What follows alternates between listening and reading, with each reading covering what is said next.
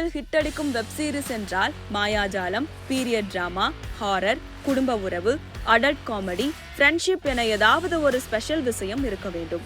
Game of Thrones, Spartacus, Friends, Suits, Prison Break என உலக அளவில் ஹிட் அடித்த எல்லா தொடர்களும் இதனுள் அடங்கிவிடும்.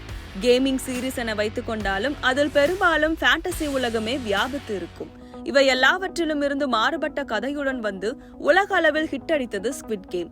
அப்படி ஸ்குவிட் கேமில் என்ன ஸ்பெஷல் என்றால் சிம்பிளாக இருந்ததுதான் ஸ்குவிட் கேமின் ஸ்பெஷல்.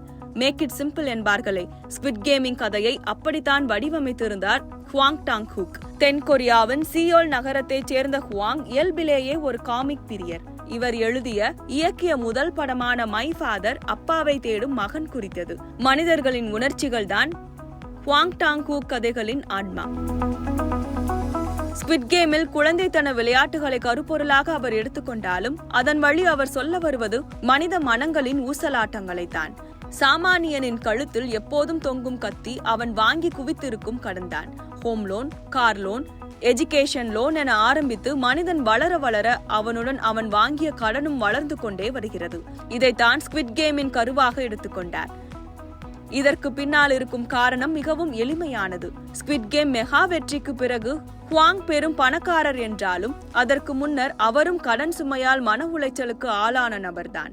தீராத கடன் தொல்லையால் பாதிக்கப்பட்ட 456 பேரை தேர்ந்தெடுத்து விளையாட சொல்கிறார்கள். வென்றால் 45.6 பில்லியன் பரிசு தொகை, தோற்றால் வேறொன்றுமில்லை, மரணம்தான். ஒவ்வொரு போட்டியின் முடிவிலும் ஆட்கள் குறைந்து கொண்டே வருகிறார்கள். போட்டியில் எப்படியாவது வெல்ல வேண்டும் என்பதற்காக சிலர் ஏமாற்றவும் செய்கிறார்கள். ஆனால் வாழ்க்கை என்னும் போட்டியில் மோசடிக்கும் இடம் உண்டுதானே. அதையும் கடந்து யார் இறுதியில் வென்றார்கள் என்பதுதான் முதல் பாகம். முதல் பாகம் ஒரிஜினல் வெர்ஷனே பல நாடுகளில் அசூர ஹிட் அடித்தது.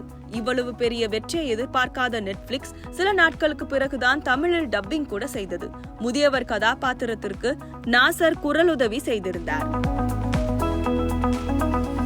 முதல் பாகத்தின் வெற்றிக்கு பிறகு ஸ்குவிட் கேம் ஐடியாவை வைத்து யூடியூப் புகழ் மிஸ்டர் பீஸ்ட் அவராகவே இந்த போட்டியை நடத்தினார். வென்றால் 4,56,000 அமெரிக்க டாலர் பணம், தோற்றால் மரணம் எல்லாம் இல்லை, பாஸ் அவுட், அவ்வளவுதான். நிஜமாகவே நடத்தப்பட்ட இந்த போட்டியை யூடியூபில் பார்த்தவர்கள் மட்டும் 68 கோடி பேர்.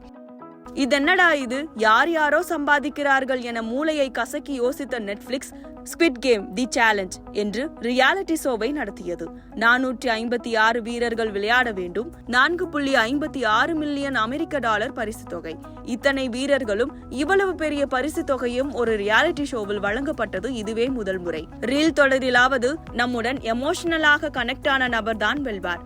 ஆனால் நிஜமாக நடைபெற்ற ரியாலிட்டி ஷோவிலோ அடுத்தவர்களை ஏமாற்றிய ஒரு பெண் தான் கோப்பையை வென்று செல்வார். உண்மை எப்போதும் கசக்கும் என்பதை மீண்டும் ஒரு முறை நிரூபித்தது இந்த ஸ்குவிட் கேம் தி சேலஞ்ச்.